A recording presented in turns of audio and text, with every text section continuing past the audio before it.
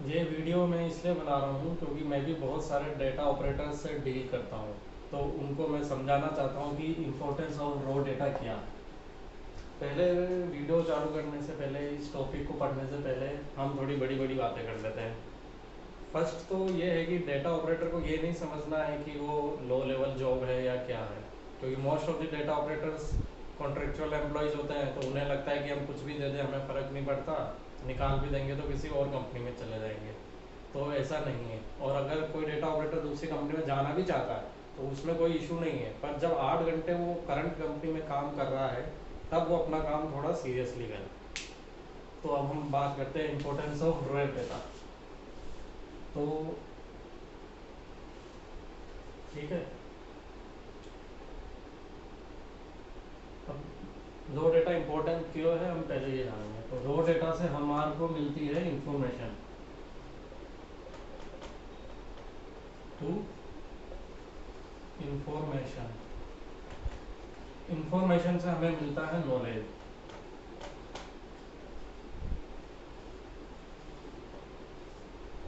ये तीन डिफरेंट चीज़ है। रॉ डेटा, रॉ डेटा हमारे पास आएगा, उससे हम इंफॉर्मेशन निकालेंगे, इंफॉर्मेशन हमारे पास आएगी, हम उसको नॉलेज में कन्वर्ट करेंगे। तो इनका क्या मतलब, पहले हम ये देख लेते हैं। मान लीजिए कोई भी, जैसे हमारा मोबाइल का सेंसर है, जो ब्राइटनेस वाला सेंसर होता है, तो वो सेंसर हमें रॉ डाटा जनरेट करके देता है हमारे मोबाइल के मदरबोर्ड को। वो मोबाइल का मदरबोर्ड उससे इंफॉर्मेशन निकालता है कि अभी क्या है, डे है, सनलाइट है या नहीं है, क्या है, ये सब कुछ उसके अकॉर्डिंग फिर वो नॉलेज में कन्वर्ट करता है और वो एक्ट करता है, वो ब्राइटनेस कम और ज़्यादा करता है। ये बहुत एक बेसिक सा एग्जांपल है। दूसरा एग्जांपल मैं बताऊंगा। दूसरा एग्जांपल ये है कि मान लीजिए कोई भी सेंसर है, सेंसर हमें कोई भी data, resistance, milliampere, voltage इनमें देगा। मान लीजिए टेम्परेचर सेंसर है,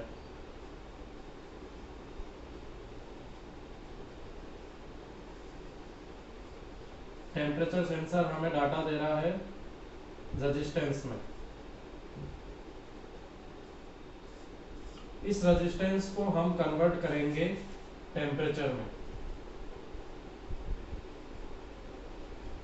उसको कन्वर्ट करने के बहुत सारे तरीके हैं।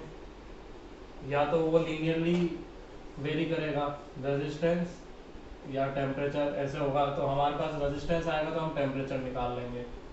ठीक है, तो ये क्या हुआ, रेजिस्टेंस हमारा हुआ रॉ डेटा जो कि हमें सेंसर दे रहा है। इससे हमने डिराइव किया इंफॉर्मेशन। इंफॉर्मेशन वो क्या है, टेम्परेचर कितना है। अगर मान लीजिए यहाँ पे 100 रेजिस्टेंस है, टेम्परेचर आ रहा है 0 डिग्री सेंटीग्रेड, तो ये हमारी इंफॉर्मेशन हुई और ये हमारा रॉ डेटा हुआ। ये हमारी हो गई इंफॉर्मेशन। ठीक है, अब यही इंफॉर्मेशन हम बहुत सारी जगह हम शेयर कर सकते हैं। मान लीजिए हमने क्लाउड पे डाल दिया तो सबको पता रहेगा कि नोएडा में अभी इस टाइम पे कितना टेम्परेचर है। उसके अकॉर्डिंग अगर हम कोई डिसीजन लेते हैं, मान लीजिए कि हमें बाहर जाना चाहिए या नहीं जाना चाहिए, तो उसको हम कहेंगे कि ये नॉलेज हमने उससे फाइंड आउट किया। तो आप समझ गए हैं ना कि रॉ डेटा बहुत इंपॉर्टेंट चीज़ है। अगर मान लीजिए यहाँ पे रॉ डेटा ये 50 दे देता और होता 100, 100 की जगह ये 50 दे रहा है, तो 50 हम मानते हैं कि नेगेटिव है। नेगेटिव होता अगर, तो हम डिसीजन अलग डिसीजन लेते, तो बहुत कुछ चेंजेस हो जाते और गलत डिसीजन ले सकते हैं हम। तो रॉ डेटा की इम्पोर्टेंस बहुत ज़्यादा है। ठीक है, तो रॉ डेटा पे हमें बहुत काम करना है।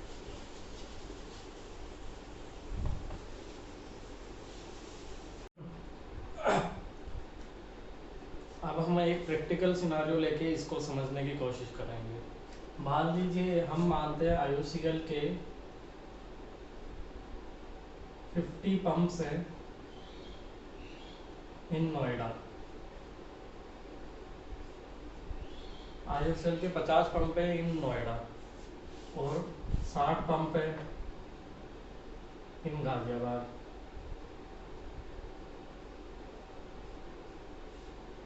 ठीक है, पंप मतलब स्टेशन।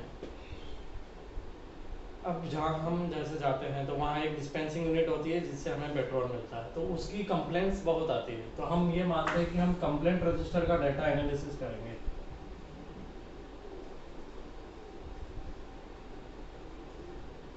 कंप्लेंट रजिस्टर, उसमें बहुत सारे मल्टीपल कॉलम्स रहेंगे, उसका मैं एक हाईलाइट यहाँ दे रहा हूँ। जैसे सीरियल नंबर रहेगा, एरिया रहेगा, किस एरिया का है, नोएडा है, गाजियाबाद का है, स्टेशन का नेम रहेगा, टाइप ऑफ कंप्लेंट रहेगी, कंप्लेंट किस टाइम पे आएगी ये रहेगा। इसमें बहुत सारी डिटेल रहेगी। एक इसमें रहेगा main important turn around time, कितने टाइम में वो कंप्लेंट रेक्टिफाइड हुई है। ठीक है, तो ये हमारे को डेटा मिलेगा। ये कैसे मिलेगा डाटा हमें? जब भी कोई कंप्लेंट आती है IOCL के किसी भी पंप पे, तो वो ऑपरेटर कंट्रोल रूम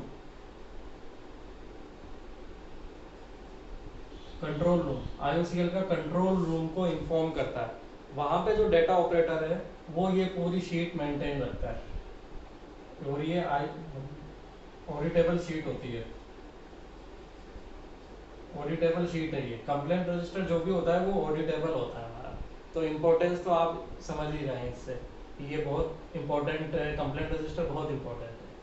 तो क्या होता है कि यहाँ से हमें इंफॉर्मेशन मिली कंट्रोल रूम में जो डेटा ऑपरेटर है वो इंफॉर्मेशन को इसमें कन्वर्ट करेगा, इन सारे फील्ड को, इन सारे कॉलम्स को फिल करेगा। ठीक है, अब मान लीजिए एरिया आता है, नोएडा से कंप्लेंट आई है, एक्स स्टेशन नेम है, टाइप ऑफ कंप्लेंट ABC है, टाइम है 2 आवर्स, इन 2 बजे आई है, और टर्न अराउंड टाइम है 2 आवर्स। ठीक है, इसी तरह बहुत सारा डाटा हो जाएगा हमारे पास। नोएडा नोएडा नोएडा, गाजियाबाद गाजियाबाद गाजियाबाद गाजियाबाद गाजियाबाद, यहाँ station name X Z Z Z Z W। ठीक है, टाइप ऑफ कंप्लेंट हम मान लेते हैं ABC, टाइम कुछ भी हो और इसका भी। अब हम एग्जांपल देखते हैं। ये इसको हम कहेंगे रो डेटा। इसको क्या कहेंगे हम? ये पूरे जो कंप्लेंट रजिस्टर है हमारा, ये है हमारा रो डेटा।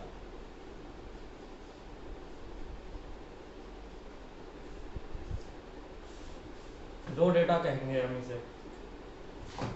अब मैंने स्टार्टिंग में बताया था, रो डेटा के बाद हमें क्या इंफॉर्मेशन ड्रिवन करना है, इंफॉर्मेशन निकालनी है। ठीक है, इंफॉर्मेशन किस तरह कितने की हो सकती है? बहुत तरह की इंफॉर्मेशन निकाल सकते हैं हम कंप्लेंट रजिस्टर से। जैसे टाइप ऑफ कंप्लेंट की बात करते हैं, तो A कंप्लेंट कितनी बार आई, B कंप्लेंट कितनी बार आई, C कंप्लेंट कितनी बार आई। इसके अकॉर्डिंग ये A 2 bar I, B 3 bar I, C 3 बार आई। तो हमें ये पता रहेगा कि कौन सी कंप्लेंट ज़्यादा फ्रिक्वेंसी से आ रही है, तो हम उसके लिए परमानेंट मेजर्स ढूंढेंगे। इसी तरह हमें ये भी पता चल जाएगा कौन से स्टेशन पे कितनी बार कंप्लेंट आई। जैसे X स्टेशन पे हमें पता चला 2 बार कंप्लेंट आई है, Y पे 1 बार आई है, Z पे 4 बार आई है, W पे 1 बार आएगी। तो हमें इससे ये पता चलेगा कि हमारा जो Z स्टेशन है वो क्रिटिकल है, यहाँ पे नंबर ऑफ कंप्लेंट्स काफ़ी ज़्यादा आ रही है। तो क्यों आ रही है, इससे हम फर्दर कुछ डिराइव करेंगे इंफॉर्मेशन। तो ये सब हमारी रो डेटा था, उससे हमने इंफॉर्मेशन निकाली कि जेड स्टेशन हमारा क्रिटिकल स्टेशन है, या ए टाइप ऑफ कंप्लेंट ज़्यादा बार आ रही है, या C टाइप ऑफ कंप्लेंट ज़्यादा बार आ रही है, तो हमें उसके लिए क्या करना है। इसी तरह हमें अगर एरिया पे देखें तो नोएडा में कितनी कंप्लेंट आ रही है और गाजियाबाद में कितनी कंप्लेंट आ रही है। नोएडा में 3 आई, गाजियाबाद में 5 कंप्लेंट्स आई है। तो इससे हमें बहुत सारी इंफॉर्मेशन मिल गई। हमारे पास सिर्फ रो डेटा था, वो किसने बनाया? डेटा ऑपरेटर्स ने। वो डेटा ऑपरेटर से हमें रो डेटा मिला, उसके बाद हमने बहुत सारी इंफॉर्मेशन गेदर करी। ठीक है, ये तो था जब सब कुछ सही है। अगर मान लीजिए डेटा ऑपरेटर कहीं पे गलती कर देता है, यहाँ पे वो वाई डाल देता है हर स्टेशन में, तो इसके अकॉर्डिंग क्या है कि X स्टेशन पे कभी कंप्लेंट, X पे 0 कंप्लेंट है, और Y पे 3 कंप्लेंट है, Z पे 4 है, और W पे 1 कंप्लेंट है। एक्स पे जीरो है, जीरो कंप्लेंट है। हमारी एक गलती के कारण हमें ये लगा है कि एक्स पे जीरो कंप्लेंट है, पर ऐसा तो नहीं है। एक्स पे स्टार्टिंग में दो कंप्लेंट थी। तो ये जो हमारा रो डाटा था उससे जो हमने इंफॉर्मेशन निकाली वो हमने गलत निकाली। अब इंफॉर्मेशन हमने गलत निकाली तो हमें कोई भी डिसीजन इसके बेसिस पे लेना होगा जो हमें नॉलेज में कन्वर्ट करना है। तो क्या डिसीजन हो सकता है कि भाई प्रॉफिट आपको नंबर ऑफ कंप्लेंट्स के अकॉर्डिंग डिवाइड करना है। अगर नंबर ऑफ कंप्लेंट्स जीरो है तो आप इसको प्रॉफिट ज़्यादा दे देंगे और इनको कम देंगे। और यहीं अगर ये कंप्लेंट टू होती और यहाँ पे वाई होता वन तो इसको प्रॉफिट ज़्यादा मिलता और इसका प्रॉफिट कम होता। अब हमारी गलती का कारण इसको प्रॉफिट ज़्यादा मिल रहा है, इसको प्रॉफिट कम मिल गया। तो ये हमारा ये इससे मैं ये बताना चाह रहा था कि आपको कि ये रो डेटा जो है, ये जो रो डेटा है आपकी एक्सेल शीट है, गूगल शीट है, जो भी रो डेटा है आप जिसमें भी इसे बना रहे हैं, तो ये बहुत इंपॉर्टेंट है। तो इसको आप मल्टीपल टाइम क्रॉस चेक करके ही बनाएं। ये वीडियो मैंने इसलिए बनाई क्योंकि मैं कितने ही डाटा ऑपरेटर से डील कर रहा था तो मेरे को ये बहुत जगह कॉमन मिस्टेक मिली कि वो बिना कोई क्रॉस चेक करे जो डाटा आता है वो उसे भेज देते हैं। उन्हें ये लगता है कि ये डाटा इंपॉर्टेंट नहीं है, इससे कुछ नहीं होगा, पर ऐसा नहीं है। हर एक चीज़ इंपॉर्टेंट है, तो आप इसे थोड़ा सीरियसली लेके करें। ठीक है, थैंक यू।